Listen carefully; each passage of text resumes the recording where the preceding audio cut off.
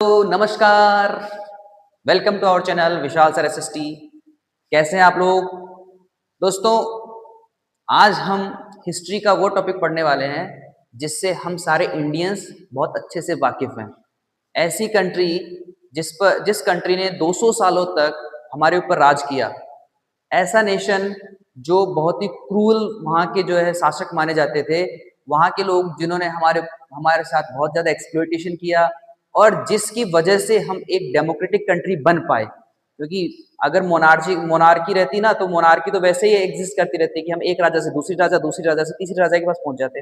पर शायद कहीं ना कहीं उनका एक कंट्रीब्यूशन जरूर रहेगा कि जो मॉडर्नाइज जो हमने अपने आप को किया, उसमें उन्होंने हमें थोड़ी सी हेल्प की। जितना भी आज आप हमारा जो सिस्टम देखते हैं, वो सिस्टम कहीं ना कहीं उन्हीं से लिया हुआ है। तो उस कंट्री की हम बात करने वाले हैं जिसका नाम है यूनाइटेड किंगडम ऑफ ब्रिटेन। ये जो United of kingdom of Britain है, देखो एक और चीज बताने वाला हूं मैं आपको। वीडियो को आप पूरा देखिए। ये टॉपिक आपके क्लास 10 सीबीएसई में बहुत इंपॉर्टेंट टॉपिक है। यहाँ से आपके बहुत सारे क्वेश्चंस बनते हैं। मोस्टली इसका जो इसमें जो कंट्रीज है उनके नाम भी पूछे जाते हैं और कब कब ये सब कुछ हुआ। तो ये जो ब्रिटेन है ना, ये कोई एग्जिस्ट नहीं करता था पहले। अगर आप देखेंगे ना, पूरे वर्ल्ड हिस्ट्री में देखेंगे तो एक इंडिया ही एक ऐसा कंट्री है जो आज भी है, जो कल भी था और जो उससे पहले भी था। यानी कि अगर आप प्री हिस्ट्रियन पीरियड से बात करेंगे ना, तो भारत जो है उस वक्त शांतनु जो है उनके बेटे, और भारत जो है उनके नाम से उसका नाम भारत रखा गया। वो भारत आज भी भारत है। वो मुगलों के टाइम पे भी भारत था, वो अशोक के टाइम पे भी भारत था, और वो अंग्रेजों के टाइम पे भी भारत था। तो वो भारत तो तब भी भारत था, आज भी भारत है। लेकिन जो आपका यूरोपियन कंट्रीज की हम बात करते हैं ना, वो पहले ऐसी कंट्रीज नहीं थी जो आज हैं।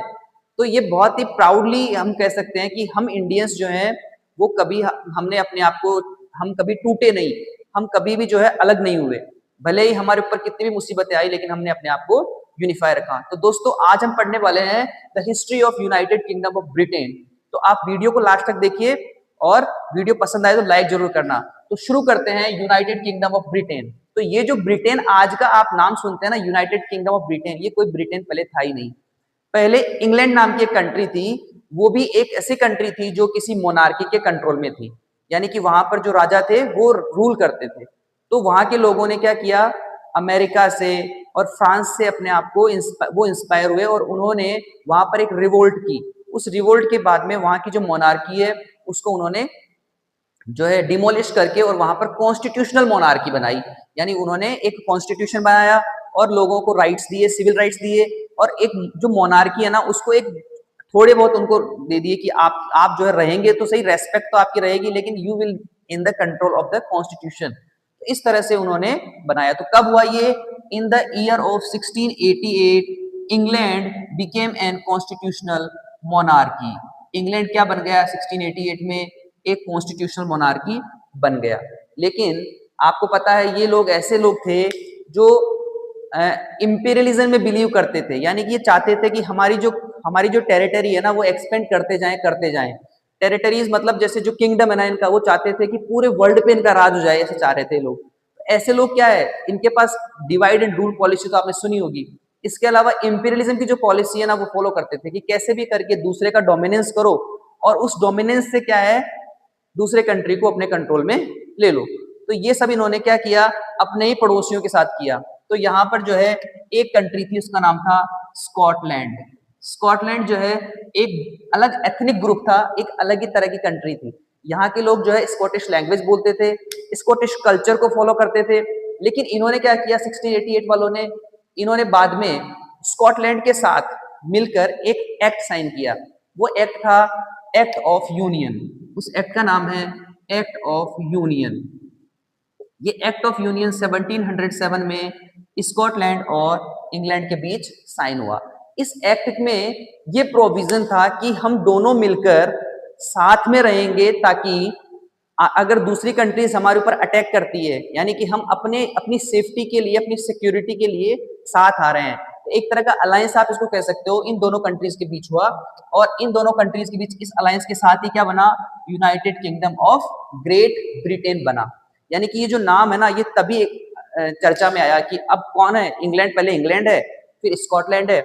और ये चर्चा में क्या आया आपका, United Kingdom of Great Britain कब आया, जब स्कॉटलैंड और इंग्लैंड के बीच में एक्ट ऑफ यूनियन साइन हो गया। तो इस एक्ट ऑफ यूनियन के बाद में ये सामने आया United Kingdom of Great Britain. अब United Kingdom of Great Britain जो है, उन लोगों ने क्या किया, स्कॉटलैंड की जो लैंग्वेजेस हैं, स्कॉटलैंड का जो कल्चर है, उस पर अपना डोमिनेशन स्टार्ट कर दिया। यानी कि इन्होंने क्या किया, स्कॉटिश लैंग्वेज का डोमिनेंस किया कि किसी तरह से इंग्लिश जो लैंग्वेज है वही स्कॉटिश लोग बोलना शुरू कर दे, स्कॉटलैंड का कल्चर है वही ये लोग फॉलो करना शुरू कर दे। धीरे धीरे स्कॉटिश कल्चर जो है धीरे धीरे जो है डिमोलिश होना शुरू हो गया।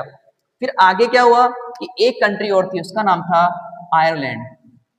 ये जो आयरलैंड कंट्री है ये भी क्या है, ये भी आपके इंग्लैंड के पास में ही है, यानी कि ये नॉर्थ पार्ट में ये है, साउथ में आयरलैंड है। तो जो आयरलैंड है वो इंग्लैंड के पास था, तो इन्होंने क्या किया, आयरलैंड के साथ भी ऐसा ही करने की कोशिश की। आयरलैंड जो है वो भी एक अलग एथनिक ग्रुप था, यहाँ पर आयरिश लैंग्वेज बोलने वाले लोग थे, आयरिश कल्चर एक डिफरेंट कल्चर था, ठीक है। तो उस डिफरेंट कल्चर को फॉलो करने वाले अलग एथनिक ग्रुप वाले लोग जो है उनकी कंट्री थी आयरलैंड। लेकिन आयरलैंड में क्या था, एक प्रॉब्लम थी, यहाँ पर दो तरह के लोग थे, एक तो थे एक तो थे आपके कैथोलिक्स और एक थे आपके प्रोटेस्टेंट्स। कैथोलिक्स और प्रोटेस्टेंट्स ये दो तरह के लोग थे। ये दोनों क्या है, ये क्रिश्चियन कम्युनिटी जो है उसमें दो ग्रुप होते हैं। कैथोलिक्स वो जो कंजर्वेटिव टाइप के होते हैं, जो चर्च की जो पावर होती है उसमें बिलीव रखते हैं, जो बाइबल के जो रूल्स हैं उनमें बिलीव करते हैं। प्रोटेस्टेंट्स मॉडर्नाइज हैं, यानी कि ये चाहते हैं कि मॉडर्न कल्चर जो आपका रिलीजन है ना वो मॉडर्नाइज हो जाए, यानी कि अब उसमें भी रिफॉर्म्स आए। तो ये रिफॉर्मर टाइप के हैं प्रोटेस्टेंट्स, और कैथोलिक्स क्या है, वो कंजर्वेटिव टाइप के थे। तो ये दो तरह के ग्रुप के लोग यहाँ आयरलैंड में रहते थे। इन लोगों के बीच में एक कन्फ्लिक्ट स्टार्ट हो गया, क्योंकि कन्फ्लिक्ट तो होंगे ही। जो लोग चाहते हैं कि रिलीजन में कोई बदलाव नहीं आए वो तो अलग है, जो चाहते हैं कि रिफॉर्म्स आए वो अलग है। तो दोनों में क्या हुआ, एक तरह का कन्फ्लिक्ट स्टार्ट हो गया। जब ये कन्फ्लिक्ट स्टार्ट हुआ तो आपको पता ही है, फूट डालो राज करो, डिवाइड एंड रूल, किसकी पॉलिसी, इंग्लैंड की पॉलिसी। इन्होंने पास में देखा कि आयरलैंड में क्या चल रहा है, लोग अपने से ही लड़ रहे हैं, तो उसका फायदा इन्होंने उठाया। इन्होंने क्या किया, कैथोलिक्स जो है उनको हेल्प की कि कैथोलिक्स क्या हो जाएं, प्रोटेस्टेंट्स के खिलाफ लड़ें और हम उनको हेल्प करेंगे। तो कैथोलिक्स को इन्होंने क्या किया, इंग्लैंड ने हेल्प की, किसके लिए, प्रोटेस्टेंट्स के अगेंस्ट लड़ने के लिए। और उस लड़ाई में इनकी आर्मी ने और इन लोगों ने पॉलिटिकली और दोनों तरह से, ठीक है, उनकी हेल्प की। जब कैथोलिक्स की हेल्प हुई तो कैथोलिक्स ने क्या किया, प्रोटेस्टेंट्स को पूरी तरह से हराकर या पूरी तरह से वहां से मारकर उनको भगा दिया। तो प्रोटेस्टेंट्स जो है कंट्री से बाहर चले गए। अब कौन बचा वहां पर, कैथोलिक्स बचे। तो जो कैथोलिक्स बचे हैं तो अब वही आयरलैंड में रहेंगे। लेकिन जो आयरलैंड है, कैथोलिक्स जो है उनकी कंट्री एक तरह से अब ये आयरलैंड बन चुकी थी। तो कैथोलिक डोमिनेट कंट्री को इंग्लैंड ने यूनाइटेड किंगडम ऑफ ब्रिटेन में फोर्सफुली उसमें मिलाने के लिए इनको कहा, लेकिन इसके लिए ऐसे राजी नहीं हुए। 1798 में वॉल्फ टॉन जो है एक लीडर था इनका, उस वॉल्फ टॉन ने पूरे आयरिशमैन जो थे उनके साथ मिलकर एक प्रोटेस्ट किया। लेकिन वो प्रोटेस्ट जो है वो कैसा रहा, वो अनसक्सेसफुल रहा। उस अनसक्सेसफुल प्रोटेस्ट के बाद वॉल्फ टॉन, अनसक्सेसफुल प्रोटेस्ट के बाद भी इंग्लैंड ने आयरलैंड को यूनाइटेड किंगडम ऑफ ब्रिटेन में मर्ज कर लिया। तो 1801 में फाइनली आयरलैंड कहां चला गया, Ireland being the part of United Kingdom of Britain. इस तरह से आयरलैंड जो है वो भी यूनाइटेड किंगडम ऑफ ब्रिटेन का पार्ट बन चुका था। अब आपका क्या बचा, वेल्स।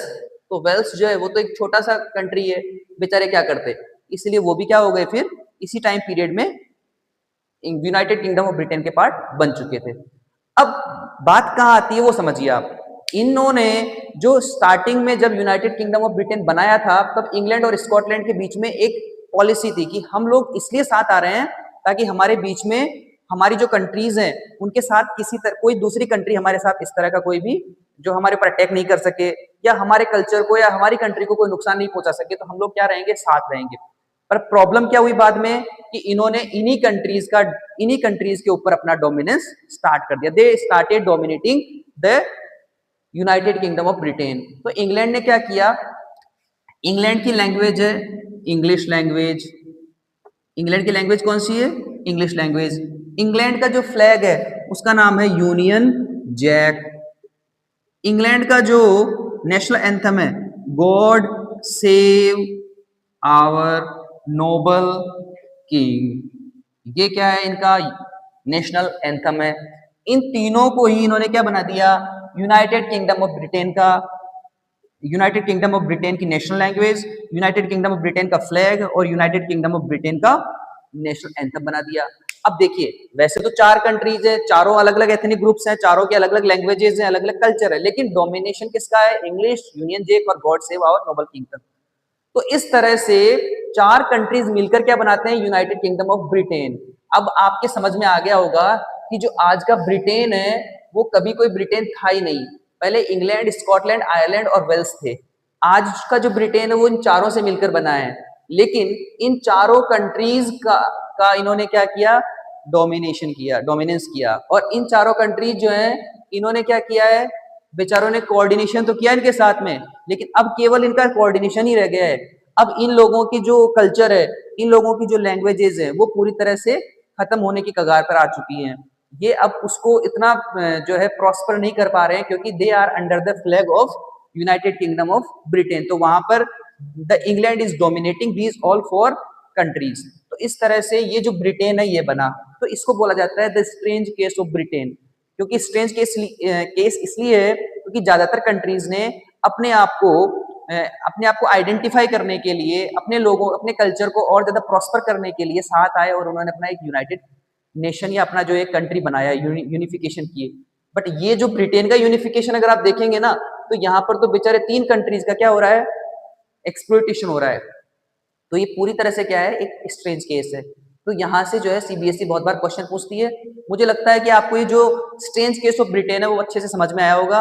अगर आपके कोई क्वेश्चन हो तो आप कमेंट कर सकते हैं। चैनल पर नया है तो चैनल को सब्सक्राइब जरूर करिए और बेल आइकन को प्रेस करिए ताकि आपको आने वाली वीडियोस की नोटिफिकेशंस मिल पाए। ठीक है, वीडियो को लाइक करना और प्लीज अपने दोस्तों को शेयर करिए ताकि ज्यादा से ज्यादा बच्चों को ये वीडियो मिल पाए और वो इन चीजों को सीख पाए, अच्छे मार्क्स ला पाए। ओके, जय हिंद।